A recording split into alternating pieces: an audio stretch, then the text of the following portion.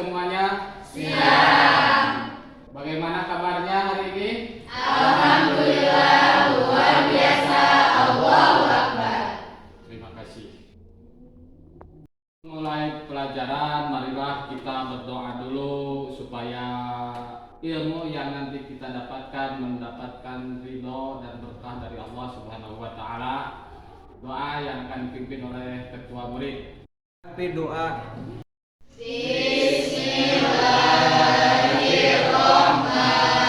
Bismillahirrahmanirrahim. Rabbi zidni ilman nafi'an wa fahman wa amalan sholihan bi rahmatika ya arhamar rahimin. Amin. Untuk rasa nasionalisme dan kecintaan terhadap tanah air kita, marilah kita menyanyikan lagu kebangsaan yang akan dipimpin oleh anakku Desiana. Baik Pak, teman-teman dimohon untuk berdiri.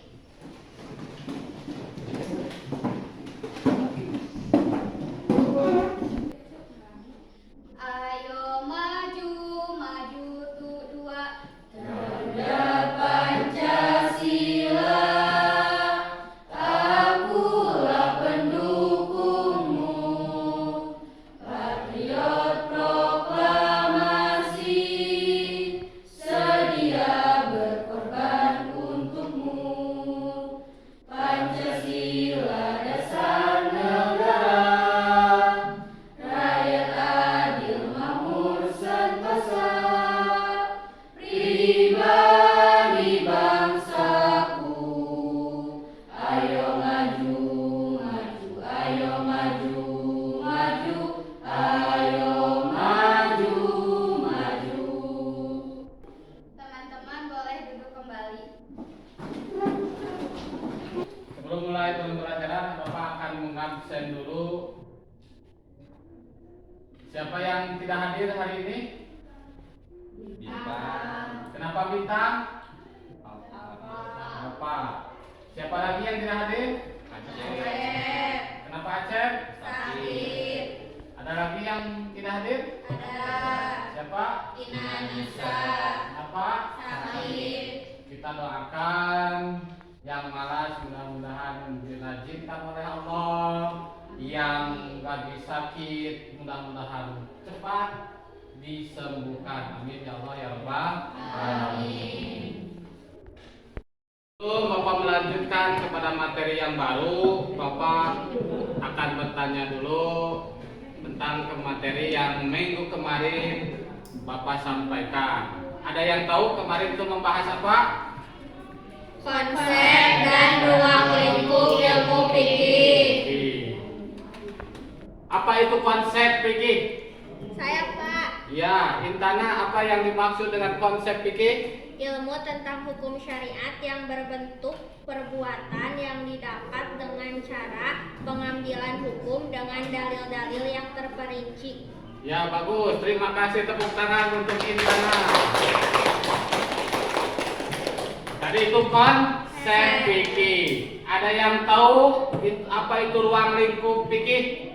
Saya Pak. Iya, Rahma. Ruang lingkup fikih mencakup 4 pokok bahasan. Yang pertama, hukum yang berhubungan manusia dengan holiknya, hukum yang berhubungan dengan muamalah, hukum yang berhubungan dengan munakahah, dan yang terakhir hukum yang berhubungan dengan jinayah. Ya, terima kasih Saudari Rahma. Tepuk tangan buat Rahma. Yang akan dipelajari sekarang adalah perkembangan fikih pada masa Rasulullah SAW dan para sahabat. Tujuan pembelajarannya adalah menganalisis sejarah perkembangan fikih pada masa Rasulullah SAW dan sahabat, supaya tumbuh keyakinan dan kesadaran dalam beribadah. Materi yang akan dibahas kali ini adalah perkembangan fikih pada masa Rasulullah, yaitu yang terbagi dua, yaitu perkembangan fikih pada periode Mekah. Yang kedua, perkembangan fikih pada periode Madinah. Dan yang terakhir adalah perkembangan fikih pada masa sahabat. Itu materi inti yang akan kita dalami pada pembelajaran kali ini. Untuk materi kali ini tentang sejarah perkembangan ilmu fikih pada masa Rasulullah dan sahabat, kita akan melihat video. Untuk itu setiap kelompok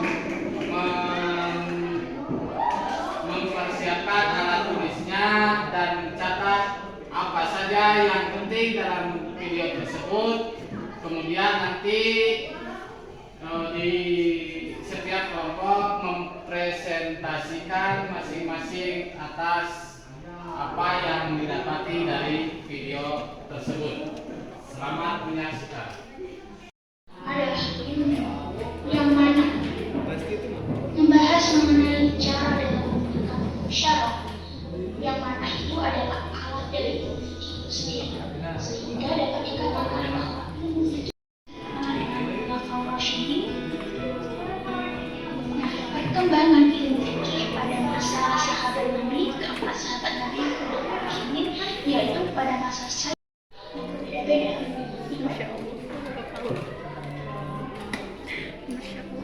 Kasus alam pada kasus pidana pencurian pada masa Utsman bin Affan cenderung bicara hal ini dapat dilihat secara signifikan dikeluarkan ketika saat ini, karena pada zaman khalifah yang terakhir ini untuk beberapa hal yang dilakukan para sahabat dalam terjadi dua fenomena besar yang periode Madinah ini kan dimulai dari Nabi Muhammad berhijrah dari Mekah ke Madinah, terus beliau menetap di Madinah selama 10 tahun. Nabi Muhammad di Madinah, umat Islam sudah semakin banyak, sehingga perlu aturan-aturan untuk mengatur kehidupan masyarakat, karena Islam mencakup hukum-hukum yang luas serta masyarakat Islam sudah banyak. Hukum apa aja sih yang ada di dalam surat-surat Madaniyah? Jinayah,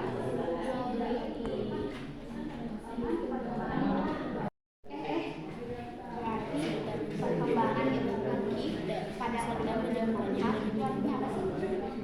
periode Mekah yaitu perkembangan ilmu fikih pada masa Rasulullah mereka dilakukan selama Dari menyembah berhala.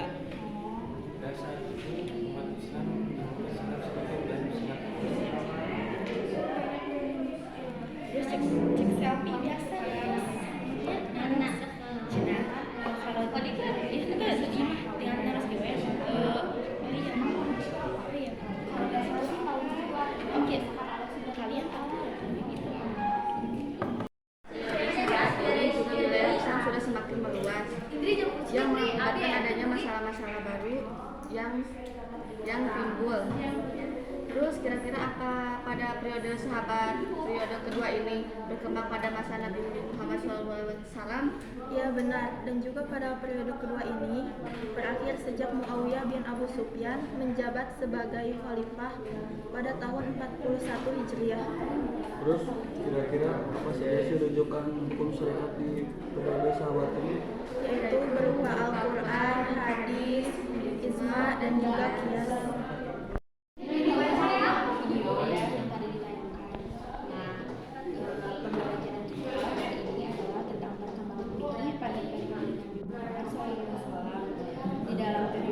Periode itu ada dua periode, yaitu Mekah dan Madinah. Nah, sekarang kita akan bahas dulu tentang periode Mekah. Periode Mekah itu adalah periode pertama Rasulullah SAW selama beliau menetap dan berkedudukan di Mekah selama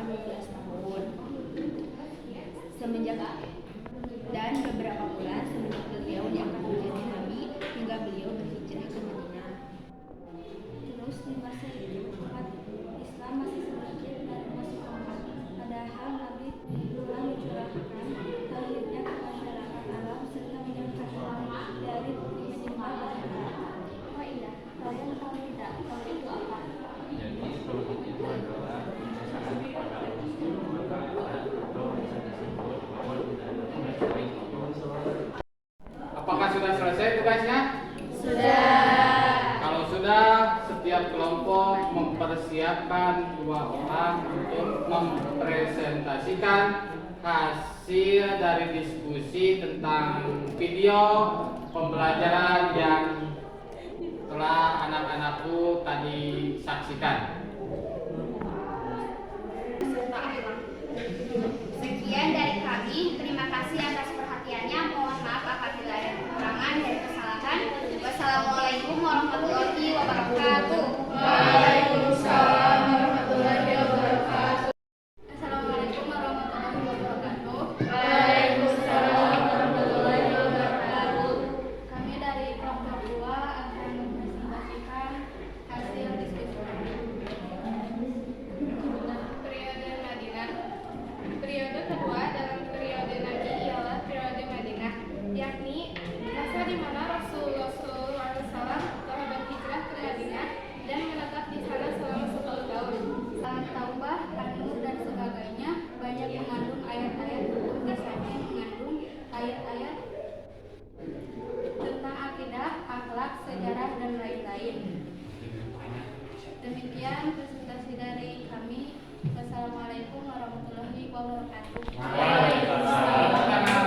Yang jelas mengenai masalah itu yang kemudian menjadi dasar pemikiran. Sekian presentasi dari kami. Wassalamualaikum warahmatullahi wabarakatuh. Assalamualaikum warahmatullahi wabarakatuh. Waalaikumsalam warahmatullahi wabarakatuh.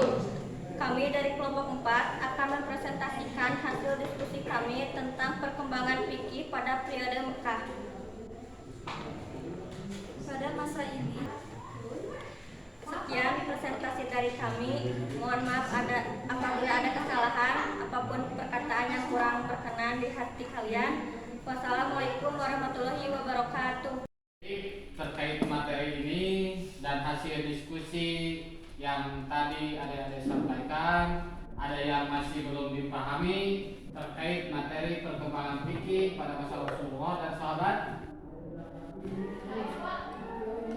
Desi, apa yang belum dipahami? Kan tadi katanya pada periode Mekah Ya. yang diturunkan itu hanya surat Makkiyah yang berisi tentang tauhid.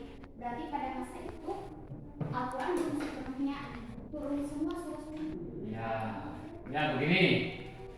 Periode Makkah dan periode Madinah. Maka mempunyai ciri-ciri tersendiri antara periode Mekah dan Madinah. Periode Mekah, surat-surat dan ayat yang turun khusus mengenai penguatan akidah. Dan masih Quran ayat-ayat yang turun itu masih kontekstual, masih bersifat umum. Contohnya, contoh ayat, ya ayuhan nasu, hai para manusia, itu contoh konteks Makkiyah. Karena pada masa Madinah masih banyak orang-orang yang belum memeluk Islam. Maka ya ayuhan nasu bersifat umum, ya, dan lebih mengedepankan kepada ketauhidan, penguatan ketauhidan. Ayat-ayat yang turun pada masa periode Mekah beda dengan periode Madinah. Umat Islam sudah semakin banyak, jangkauannya sudah semakin luas, maka aturan hukum yang berlaku yang turun dari Allah yaitu tentang syariat kebanyakan, dan itu merupakan tahapan bagaimana turunnya Al-Quran. Dapat dimengerti? Ada lagi yang masih belum paham mengenai materi yang tadi disampaikan?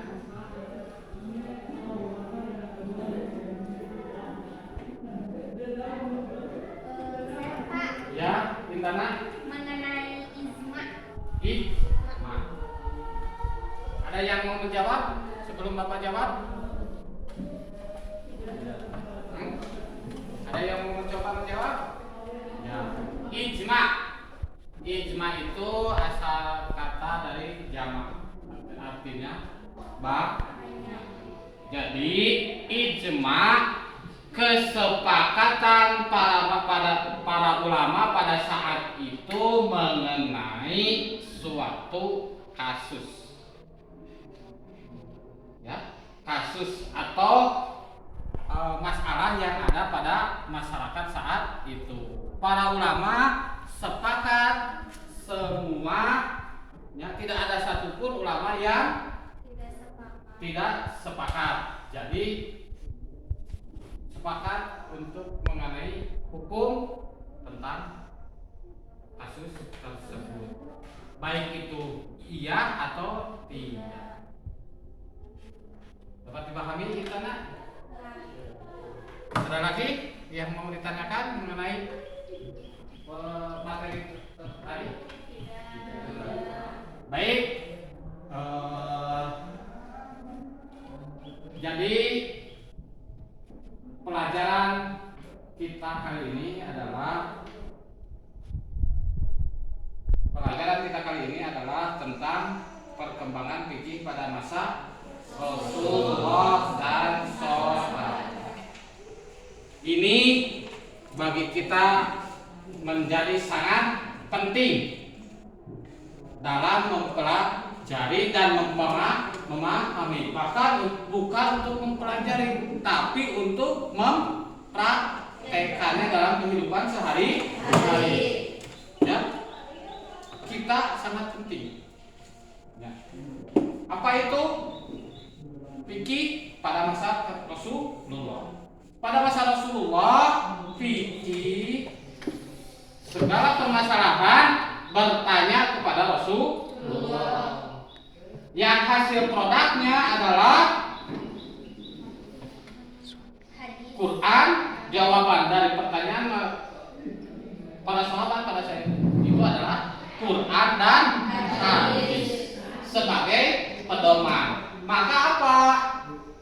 Perbuatan kita, ibadah kita yang tidak ada dalam nas, baik itu Quran, sunnah, ijma dan qiyas, maka kemungkinan besar ibadah kita tertolak atau tidak sah atau tertolak. Maka kita sangat penting mempelajari ini untuk mengetahui apakah ibadah kita itu sesuai dengan aturan yang telah Allah tentukan yang berada dalam Al-Quran, Sunnah, Ijma dan qiyas atau yang lainnya, atau ibadah kita itu tidak sesuai dengan aturan. Maka anak-anakku semuanya, kita sangat penting mempelajari perkembangan fikih pada masa Rasulullah dan sahabat. Kesimpulan dari pembelajaran kita kali ini yaitu ada 3 poin penting. Yang pertama, periode Mekah pada periode Madinah. Yang ketiga, pada periode sahabat. Apa inti dari periode Mekah? Menitik beratkan pada ketauhidan atau pengesaan. Periode Madinah Tentang hukum-hukum syariat karena Islam telah luas. Berkembang luas. Yang terakhir periode sahabat Ijma, qiyas dan ijtihad. Terima kasih anak-anakku semuanya. Mudah-mudahan pelajaran yang kita dapatkan hari ini bisa bermanfaat untuk khususnya untuk beribadah dalam kehidupan masing-masing. Untuk materi minggu depan yaitu perkembangan fikih pada masa tabi'in dan tabi'in. Untuk itu silakan anak-anakku semuanya mencari informasi yang seluas-luasnya tentang perkembangan fikih pada masa tabi'in dan tabi'in. Mudah-mudahan pelajaran kita kali ini diberkahi oleh Allah. Untuk penutup, marilah kita berdoa yang akan dipimpin oleh ketua murid kita, Saudara Dihya. Dan doa.